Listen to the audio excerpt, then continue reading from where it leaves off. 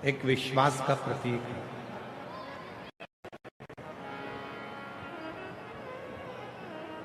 कितना दृढ़ भरोसा, कितना दृढ़ विश्वास आपका शिव के प्रति है।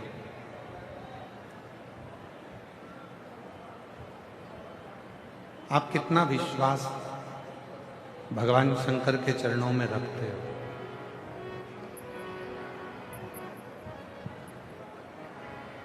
कितना भरोसा आप भगवान शिव के चरणों में रखते हो, यह आप पर निर्भर करता है। पूरी जिंदगी आप जल चढ़ाते रहो और आपका विश्वास ही शिव के प्रति नहीं है तो वो जल का कोई महत्व नहीं।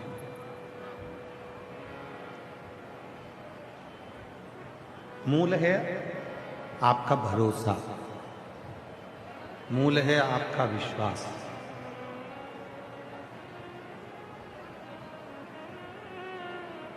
शिव महापुराण की कथा कहती है,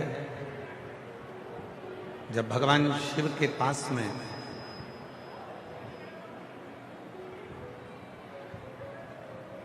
एक जीव भी जाए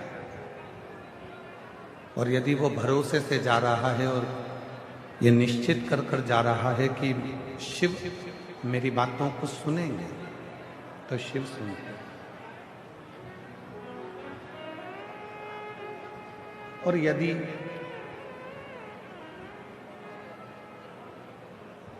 संसार का कितना भी विद्वान से विद्वान व्यक्ति क्यों ना हो,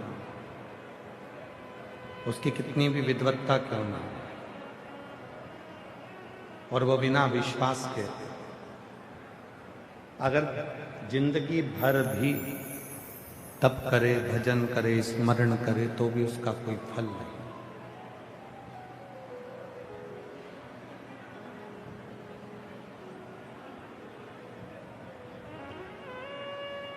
आप कैसे वस्त्र पहन रहे हो ये शिव को मतलब नहीं।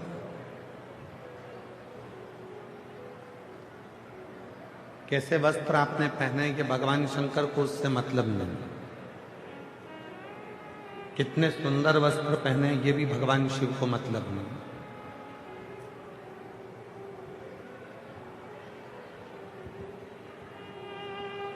भगवान शिव को यदि आपसे चाहिए तो केवल वस्त्र की सुंदरता नहीं, चेहरे की सुंदरता नहीं, स्वरूप की सुंदरता नहीं। शिव जी को यदि चाहिए तो आपके केवल मन की सुंदरता होना चाहिए और शिव आपको स्वीकार करे।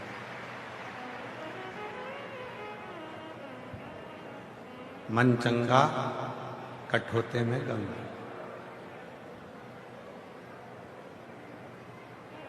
अब मन ही क्लीन नहीं है, मन ही साफ नहीं है और सोचें कि हम भगवान शिव को प्राप्त कर लें तो भगवान नहीं मिल सकते।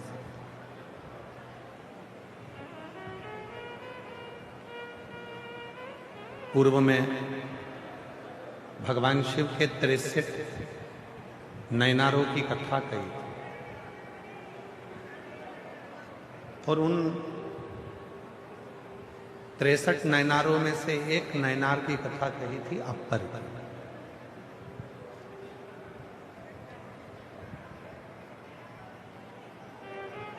अभी पूर्व में ही कथा में शायद शिरूर की कथा में कहा था अपर का बारे। अपर भगवान शिव का बाल्यावस्था में भक्त रहा, भगवान शिव की शरणागति में रहा, भगवान शंकर का भजन करा और एक दिन संगत में बिगड़ गया और दूसरे धर्म में चले गया।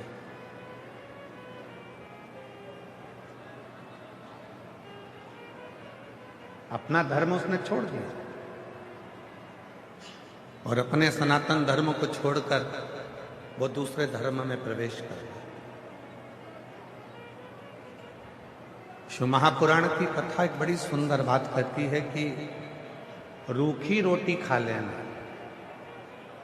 चटनी से रोटी खा लेना, दुनिया के धक्के खा लेना, पर दूसरे धर्म में कभी प्रवेश मत करना, अपना सनातन धर्म छोड़।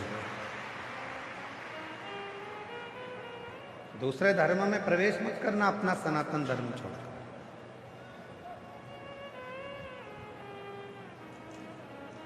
इस सनातन धर्म के लिए, इस सनातन धर्म के लिए तो कई भारत की भूमि के ऐसे शेर हुए जिन्होंने अपना शीश कटा दिया, पर धर्म नहीं बदला।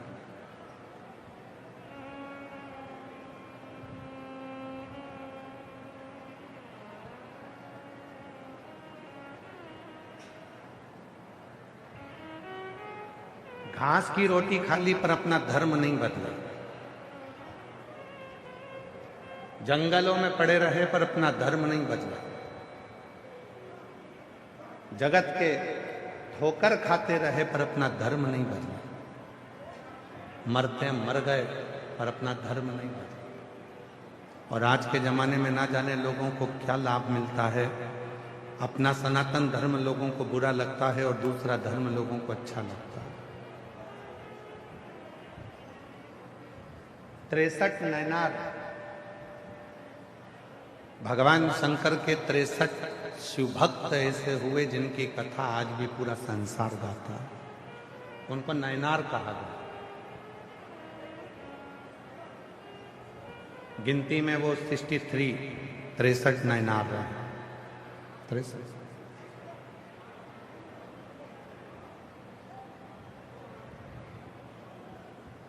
वो 63 नैनार है। और उन 63 नैनारों में एक अपर ऐसा नैनार है, ऐसा शिव जी का भक्त है जो अपना धर्म छोड़े और दूसरे धर्म में चले गए। पर दूसरे धर्म में जाने के बाद जब शरीर में रोग आ गया, शरीर में कष्ट आ गया, तो उस धर्म के लोगों ने उसको छोड़ दिया। शरीर अच्छा था तब तक रखा,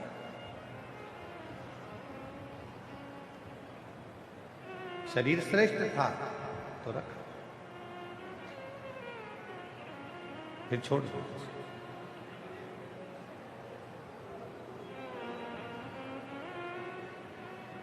आखिरी में वो अपर नैनार को लगा कि मेरी एक ही बहन है, मरने से पहले मैं अपनी बहन से मिल पाया। और वो नैनार अपनी बहन से मिलने के लिए गया। और बहन ने देखा कि ये बहुत बीमार है, रोग हो गया है, इसको दूसरे धर्म के लोगों ने लाकर यहाँ छोड़ दिया है, ये किसी काम का नहीं बचा। तब इसको यहाँ लाकर छोड़ा। तो बहन ने कहा, तुझे मरना ही तो है, तेरे प्राण छूटना ही तो है, एक काम कर, शिव जी के मंदिर में चल और एक लोटा जल चल।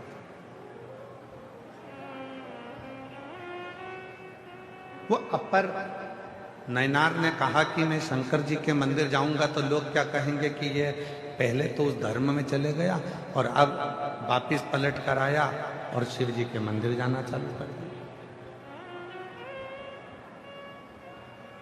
बहन ने कहा, दुनिया कहेगी कहने दे, दुनिया ताना देगी देने दे, दुनिया अपशब्द कहेगी कहने दे, तू तो चल शिव के मंदिर में एक लोटा जल चढ़ाने चल। और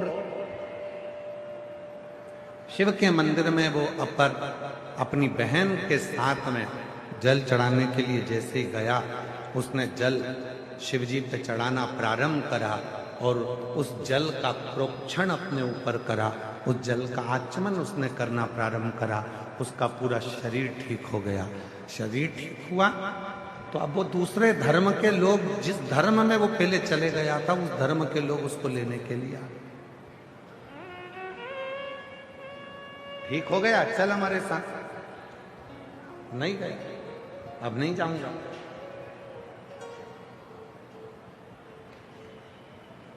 जब दुनिया के धक्के खा लेता है इंसान, जब दुनिया की ठोकर खा लेता है इंसान, और ठोकर खाने के बाद जब देवहृदय महादेव की शरणागति में जाता है, तब उसका जीवन सार्थक हो पाता है।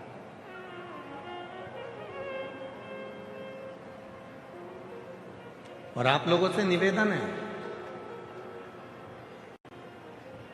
जब सारी दुनिया ने तुमको ठुकरा दिया, हर तरह से तुम हताश हो गए हो, हर तरह से तुम दुखी हो गए हो, तकलीफ में हो गए हो, और तुमको कोई सहारा दिखता नहीं हो, आसरा नहीं दिखता हो, तब आखिरी में मेरे महादेव को एक लोटा जल चढ़ाना प्रारंभ करना, सारी राहें तुम्हारे सामने खुलकर आ जाए,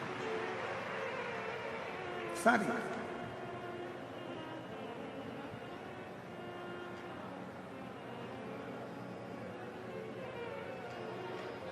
और शंभु शरणे पड़ी मांगू घड़ी रे दुख काटो, दया करी दर्शन आपो। ओ शंभु शरणे मांगू घड़ी रे घड़ी दुख काटो, दया करी दर्शन आपो। शंभु शरण पड़ी मांगू घड़ी रे घड़ी दुख काटो, दया करी दर्शन आपो। ये 63 जो शिव के भक्त हुए हैं, ये 63 जो भगवान शंकर के नयनार हुए हैं, ये 63 जो शिव के उपासक हुए हैं, इनकी कथा केवल कथा नहीं है, इनकी कथा हमारे जीवन में एक उद्देश्य, हमारे जीवन का एक लक्ष्य, हमारे जीवन की एक मंजिल निश्चित करती है, एक मंजिल निश्चित करती है।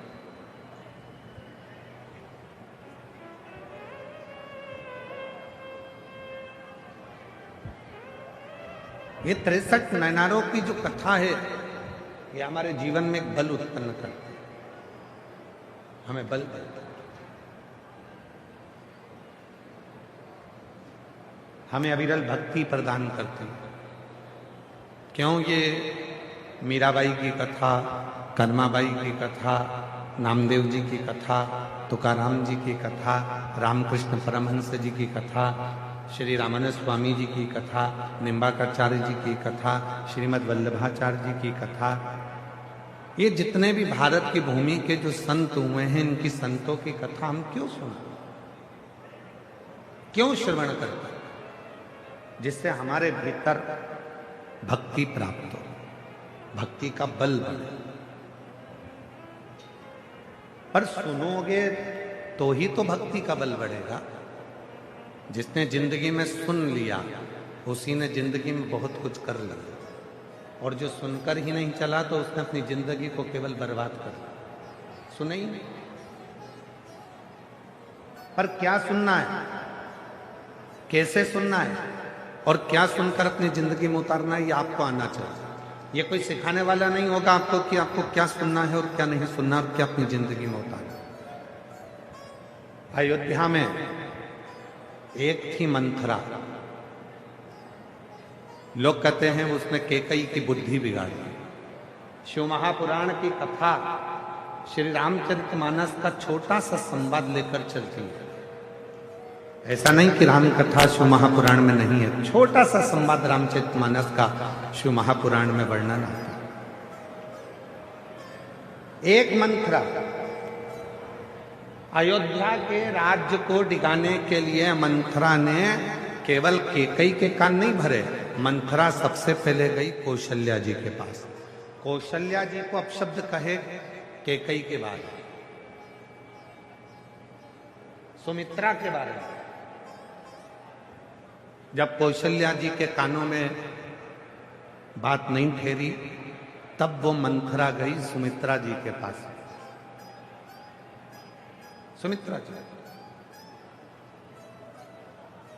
सुमित्रा जी ने भी उसकी बात नहीं मानी।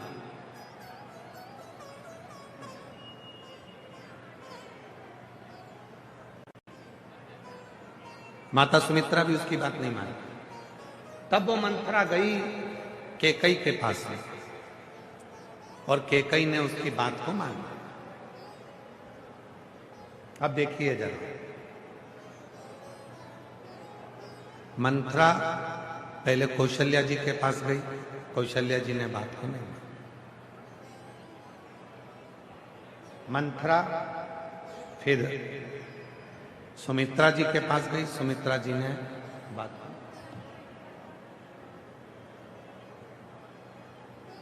फिर मंथरा गई कैकई के पास और कैकई ने बात को मान लिया।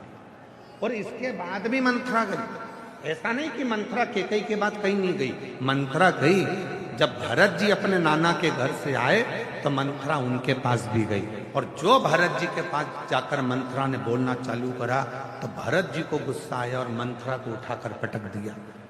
उसने नहीं सुना, भरत जी ने भी नहीं सुनी, कौशल्या जी ने भी नहीं सुनी, सुमित्रा जी ने भी नहीं सुनी। सुनी तो केवल एक ने सुनी, वो कैकई ने सुनी। उस मंथरा ने कौशल्या जी के माध्यम से घर को तोड़ना चाहा, उस मंथरा ने सुमित्रा जी के माध्यम से घर को तोड़ना चाहा। उस मंथरा ने देख लिया कि जब कहीं काम नहीं चला तो कैकई के पास भी गई, वहां जाकर कान भरे, वहां जाकर थोड़ा सा कानों में जहर घोला और उसने घर को तोड़ दिया। शिव पुराण कहती है एक मंथरा वो घूमती ही रहती है, ऐसा नहीं है कि भीलवाड़ा में नहीं आई। एक मंथरा है, वो घूमती रहती है, वो भीलवाड़ा भी आएगी। तुम्हारे घर में जितने सदस्य हैं, तुम्हारी सास है तो उसके पास भी जाएगी, जेठानी है तो उसके पास भी जाएगी, देवरानी है तो उसके पास भी जाएगी, और वो मंथरा तुम्हारे पास भी आएगी। अब मंथरा ये देखती है कि किसके माँ बाप के संस्कार कैसे हैं। कौशल्या जी के माता पिता के संस्कार समझ में आए, सुमित्रा जी के माता पिता के संस्कार समझ में आए, और कैकई जी के माता पिता के संस्कार सामने आए। वो मंथरा आई,